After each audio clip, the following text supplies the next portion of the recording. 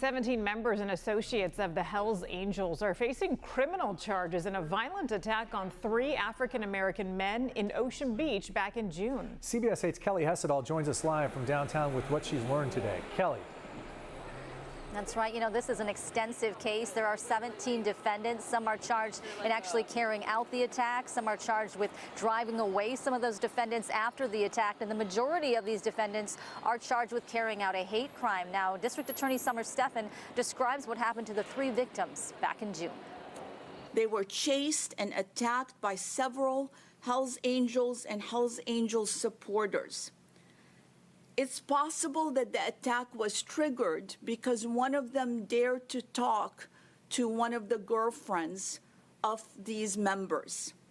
They were repeatedly called racial epithets and told they didn't belong in that neighborhood.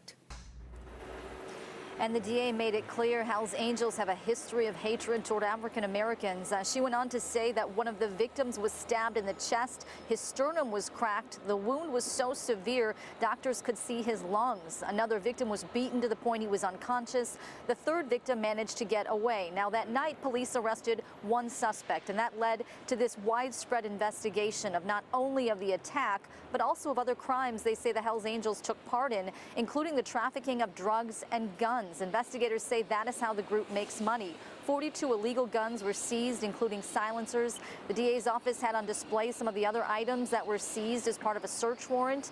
Meanwhile, as this news conference was happening, some of the defendants were making their first court appearances, including the man accused of carrying out the stabbing, Troy Shoulder. In addition to the hate crime charge, he also faces an attempted murder charge.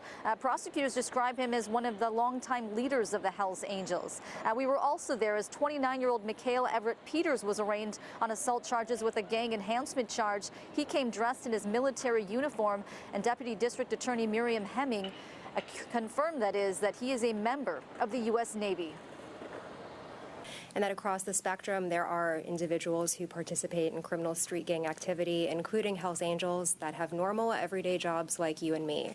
It is not a predictor of how people act out when they're part of violent organizations in public under circumstances such as this.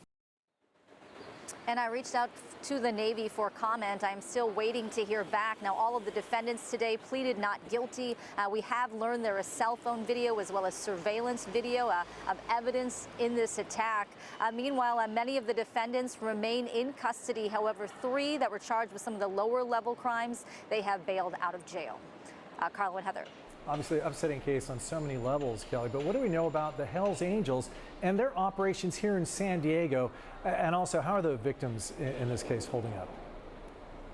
Well, we know that this is an international group, that they have several chapters across California, including an active chapter here in San Diego. They frequent Ocean Beach, according to the DA's office. They have an actual clubhouse located in El Cajon, and that's where some of these defendants went after the attack back in June. As for the victims, none of their names have been released publicly. We are told 2 of them are from San Diego, that they're holding up best as can be expected, but that they're scared. Kelly Hessedal reporting live from the downtown courthouse. Kelly, thank you.